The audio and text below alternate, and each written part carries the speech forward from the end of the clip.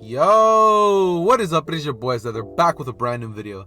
Now, as you can see from the title, this is going to be what if Deku could quick save. Yeah, little video game power. Most of us already know how this works, so I'm just gonna go ahead and get started. How will this story play out? Watch to find out. So, as in canon, Deku would have actually been just chilling with one of his friends, with Bakugo and his friends. They would have just been walking around. This would be right after Bakugo had gotten his quirk. Now, Bakugo would be over there flashing his quirk off, acting all high and mighty, and Deku would basically just be wondering what his quirk's gonna be. So this is when they would actually come across a little forest, and Bakugo would proceed to tell Deku that he should go in it, like he's egging him on. He's like, "Go in there, Izuku," and Deku's like, "I don't want to. That looks scary." And Bakugo's just like, "Are you afraid?" He's like, "You're a girl. This is why I call you Deku, because you're nothing but a useless kid." And Deku just gets like a little bit of angry and like a little bit of a pride hurt. And Deku's like, "I can do it." He's like, "I'll do it right now." This is when Deku would proceed to walk in. Bakugo and them would tell them he has to walk in at least 100 feet. And Deku would be like, "But that's..." And they'd be like, "Are you afraid?" And this one Deku would be like, "I'm not afraid. I'll go in there." So Deku would proceed to walk into the forest. He would walk in a little deep. When out of nowhere, a giant quirk bear comes in out of nowhere, and it's right about to slash at Deku, killing him. But out of nowhere, Deku's teleported back to when Bakugo and the rest of the kids are telling him that they should go check out the forest. This is when Deku would basically proceed to create a story about a giant bear in it that lives there, that kills anybody that goes in there. And all of the rest of the kids would be like, "Wow, let's go in there." This is when Bakugo would say, "I bet I could go in there and to kill that bear." And the rest of the kids would be like, "Yeah, Bakugo, let's go." So all of the kids would end up walking in, and they would get killed. Bakugo would actually get killed right in front of Deku's eyes, and Deku out of nowhere instinctively would go back. This is when he would have what had happened the first time happen, where Deku was told that if he's scared, Deku would proceed to tell them he is scared and would tell them to do something else. Kids would be like, "Yeah, whatever." And Bakugo would be like, "You scaredy cat." And they would just walk away. This is when Deku would proceed to go home. He would tell his mom about what had happened, and his mom would be curious. She'd be like, "What? That's strange. Like, that doesn't seem like a quirk." This is when Deku would tell her that he saw Bakugo die and he went back in time. And she would proceed to tell him, "Back in time? Is that your quirk?" She would immediately rush him to the quirk doctor, and this is when Deku would be told that he has the quirk called quick save. Now, Deku would be like, "Quick save? What does that do?" The doctor would explain to him that he could save a location in time and go back to it whenever he wants. For instance, he could save the location of before he even came to the quirk doctor and just stop anything bad from happening. This is when Deku would be like, "Wow, that is awesome. So I can basically go back in time?" The quirk doctor would proceed to tell him, "Well, not exactly. You just go back to a certain point in time and you can change the events of what had happened. It doesn't affect different timelines, and it doesn't have a bad effect on anything. It's just a normal quirk." Deku would be like, "Wow, that's amazing." And the quirk doctor would tell him that, yeah, he could become a splendid hero and stop lots of natural disasters and villains with that quirk. And Deku would be incredibly happy. He'd be like, "I can become a hero." He would go back to class and begin to tell the kids about what his quirk is and how his quirk is called quick save. He can go back in time, basically. Kids wouldn't believe him, and he would tell them, "It's true, I really can." And the kids would be like, "Nah, I don't believe you, Izuku." That's when Deku would basically proceed to be like, "Oh yeah?" And he would do it, but he would go back to before he told them, and then they would all be like, "Oh yeah," and the same thing would happen. Deku would notice that they don't remember what had happened. And Deku would be like, "What? Do they not remember what I did?" And everybody would be like, "Wow, that's weird." This is when Deku would proceed to tell them that he has a quirk, and that it's called quick save. He can basically just return back in point in time. It's like a video game. And the kids would be like, "That's awesome." This time, Deku wouldn't really fight back when they would begin to tell him that he needs to prove it. Deku would tell them that it doesn't work like that, and that it's one of those quirks that, it's kind of weird. And Bakugo would proceed to look at him and say, "Your quirk is useless. You'll never be as cool as me, Izuku." This is when Deku would proceed to be like, "I can become a hero too, Kachan. I'm going to become the best in the world." A couple years later would pass by, and during this time, Deku would have actually spent his time learning how to fight. learning a lot of different combat styles. He would learn the Tiger Fist and I forgot. The Tiger Fist and Tiger Fist, boxing, and Kung Fu. He would learn those 3 techniques perfectly. He would actually be pretty shredded. He'd be around Bakugo's level when it comes to physical body shape. Now, this is when the day of the teacher walking in, throwing the papers up in the air and telling them that he knows that they all want to become hero would happen. So Deku would actually be in the back of class, and this is when the teacher would proceed to say, "Oh, Midoriya, you also want to go to UA?" Deku would tell him that, yeah, that's been his dream. And Bakugo would get up and explode his desk. This is when Deku would get up off the desk and be like, "You got a problem, Bakugo?" Bakugo would proceed to look at him and say, "Hell yeah, I got a problem, you worthless loser. You might as well be quirkless with that sweet quirk of yours." And Deku would basically tell him, "I don't need a quirk to beat you, Kachan." And Bakugo would get extremely irritated. This is when the teacher would call Bakugo and tell him that if he tries to hit Izuku while he's in here, he's gonna be suspended. Bakugo would think about this and think, "You got lucky, Izuku," and would walk back to his desk. Deku would pick his desk up, and the rest of the day would go by. Now, this is when Bakugo and his goons would proceed to approach Izuku. Deku would actually begin to fight against Bakugo. No, wait, this is what happens. The 2 goons would end up rushing at Deku along with Bakugo, so they would begin to jump him. This is when Deku would try to fight them off, but Bakugo ends up landing a very dirty hit on him. This is when Deku would proceed to go back in time before the fight started. Well, not back in time, but he would go back to his previous point that he had quick save right before the fight started. And this time, Deku would actually dodge the blow. Deku would have known how it was coming, and Deku would have dodged it and counterattacked, sending Bakugo flying through 3 desks. This is when the rest of the goons would be like, "What? Let's go, let's get out of here." And Bakugo would get up and be like, "Yeah, run, you sissies." This is when Bakugo would proceed to use his explosion quirk and shoot a giant one at Deku. Deku would proceed to go back in time before he could have done that. Well, not back in time, I need to stop saying that. He would go back to where he had previously saved it and rush at Bakugo before he could use his explosions. He would punch Bakugo in the head, knocking him out, and would then proceed to walk home. He would take a faster path than he did in the original, a quicker path, just like he did in the original, because if he didn't, he was going to be late to getting home. So he would end up taking that path. Now, when he's on the way, this is when the sludge villain would pop up out of nowhere, and Deku would be caught in it since he would have known that it was coming. Deku would have actually went back before the sludge villain would have actually caught him, and Deku would have begun to run around and try to dodge all of the sludge villain's attack. This is when All Might would appear out of nowhere and be like, "Ha ha ha ha, I am here," and would blow the sludge to pieces. Deku would be astounded and be like, "All Might, I'm your biggest fan." And All Might would tell him, kid, I'm pretty glad about that." He would end up signing his autograph and thank him for holding this villain off for that long. Deku would proceed to help All Might pick up the sludge villain, and All Might would jump off, except he would drop the sludge villain. This is when Bakugo would have actually been in the alleyway, kicking the can that he did in canon, extremely enraged, and the sludge villain would have actually fallen out of All Might's pocket. That original encounter would have ended up happening, and this is when Deku would be walking home, but see the explosion. Deku would rush there as to see what he could do about it, and maybe he could go back before it had ever happened to prevent it. Now, when Deku got there, he would see that it was Kachan. Kachan was trapped in it. Before his brain could think about going back in time and saving him, Deku would have rushed in there. His body would have moved without him telling it to, and he would have immediately thrown his book back at the sludge villain's eye. The encounter would have basically gone like in canon, except a little better, and he would have been a lot faster and stronger, gotten a little bit more air for Bakugo. So when All Might would come in and blow the sludge villain away, All Might would basically thank Deku for inspiring him, and Deku would say, "I didn't do anything. I'm sorry, All Might, I just got in the way." The heroes would basically begin to say that was reckless, that he shouldn't have done that, and Bakugo would begin to get all the praise. This is when Deku would be like, "It's whatever. Like, I don't need the praise anyways. That's not why I want to become a hero."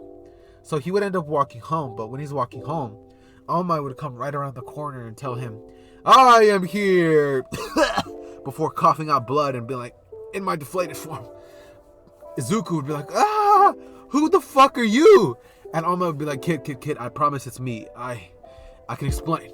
He would proceed to explain everything about One for All, how he's been looking for a successor, and tell Deku that He wants him to be the successor of One For All, to inherit his quirk, and to pass the torch down to Izuku. Deku would be like, me? And he would immediately accept. This one All Might would begin to tell Deku that he basically needs to train on his body during the 10 months. They would train for about 6 months, and this is when Deku would actually gain the ability of One For All. During the time that he gains it, Deku would be a little more fit for One For All, but he still wouldn't know about percentages, so his output would be 100%. This is when Deku would proceed to basically have it handed around the 6-month mark, and All Might would tell him to train with it. But Deku would throw a punch at All Might, creating a giant gust of wind and shattering every bone in his arm. Deku would begin to cry out in pain and be like, ah! And All Might would begin to explain to him that he is not ready for the quirk All For One yet, that it must be too much for him to handle. This is when Deku realizes that he needs to get stronger, so he would begin to train with All For One for the next 4 months. He would get a little stronger, but during that time, Deku wouldn't have developed anything. He would have actually developed, not developed full cowling, but have used it during every separate limb. Every time Deku tried to use it, he would basically learn how to kind of lower the output, so he would have very weak punches.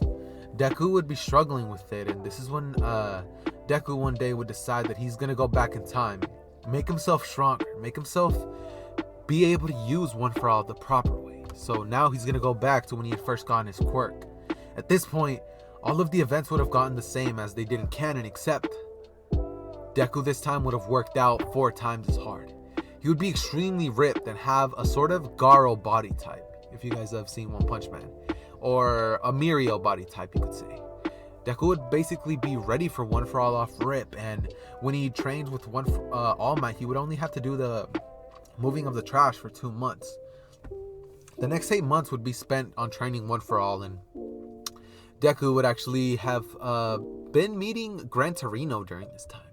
Gran Torino one day would have actually been walking around when he saw All Might and a kid in the beach that he remembers to be uninhabited and nobody was really at.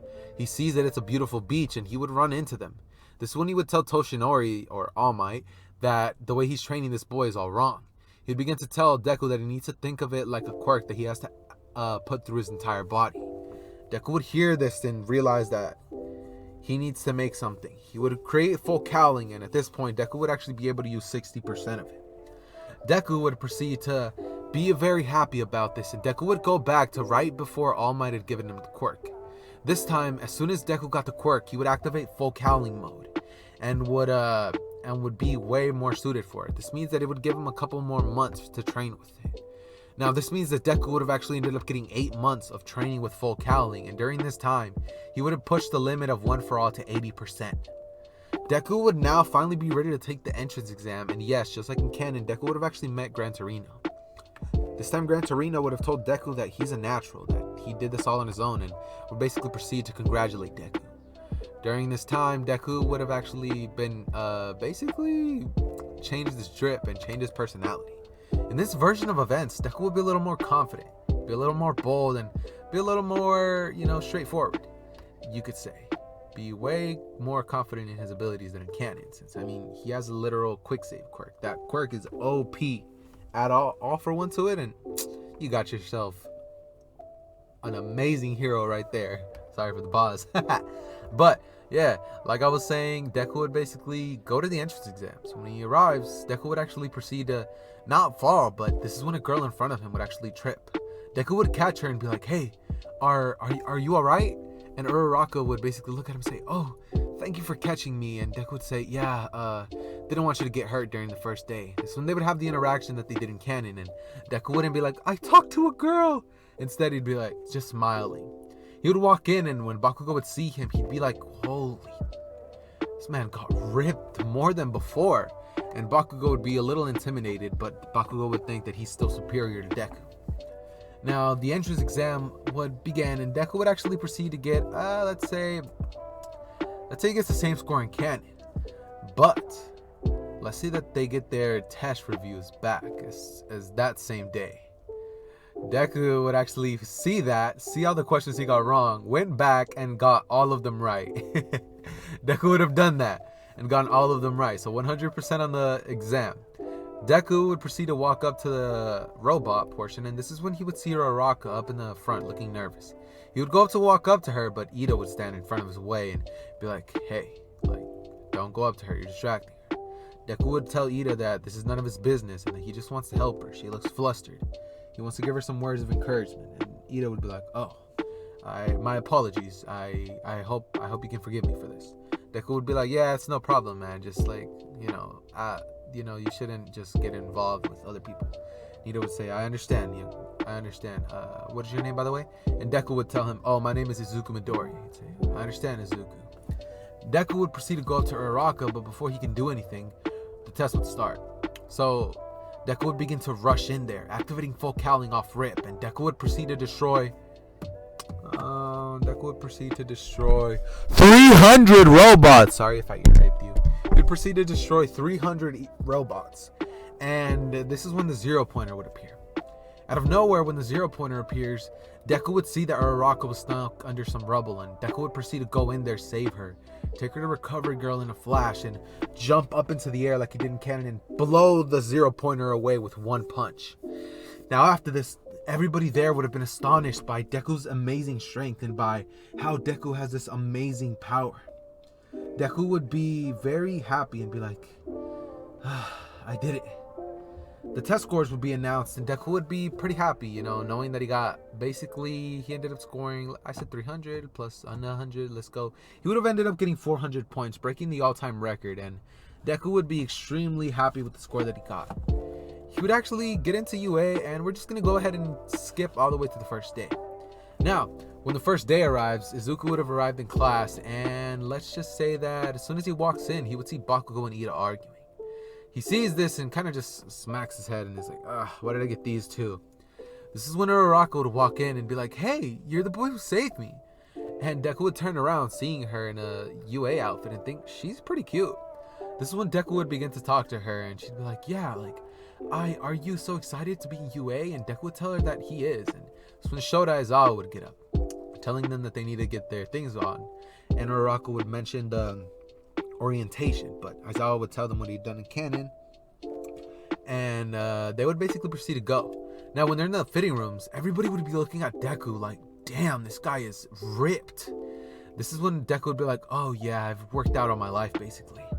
And Bakugo would just kind of be like, I could still whoop that kid. Kirishima would ask him what he does, and Deku would proceed to explain what he does. He just says that he does 100 push-ups, 100 squats, and a 10-kilometer run. I'm playing, but he would basically just tell him that he works out a lot and he studies a lot of martial arts. This time Deku would have actually gotten 6 different forms of martial arts since he had extra time. He would have found out how to use Muay Thai, I believe. He would have found out how to use Miyagi-Do. I don't know if you guys get that reference, but yeah. And he would have also figured out how to use Thai. He would have basically figured out a more street boxing type of fighting style as well with that. And that's what we're going to roll with. Deku would be told to throw the ball in the air. And this is when Deku would grab the ball and lunge it into the sky. Now when Deku throws the ball would end up getting, let's go with 4,678 meters. The rest of the class would be astonished and be like, that's insane. And Bakugo's jaw would drop while he tries to rush at Deku and says, how'd you get so strong, you damn nerd? This is when Aizawa would cancel this quirk and grab him and do what he'd done in canon, telling him that if he has another outrage like that, he will expel him. And Deku would kind of chuckle. This is when Bakugo would get angry and be like, ugh. And Deku would proceed to get all of the rest of the tests done with a perfect score. Everything else would have gone to canon. Bakugo would have gotten the same score, but tried a little harder. So it would have gotten like 10 more points in each one, I guess you could say, giving him a little higher of a placement on the leaderboard. So Mineta actually wouldn't be expelled, and he would just be told that he did that because, he wanted them to try their best. I kind of need Mineta for comedic relief every now and then, even though I don't like him, I kind of like him at the same time. I don't know how to explain it, but yeah, that being said, boys, this is actually gonna mark the ending to this part. If you guys enjoyed this video, make sure to leave a like down below. I'm gonna need let's go with 25 likes for the next part. But with that being said, this has been your boy Zether, and I'm out.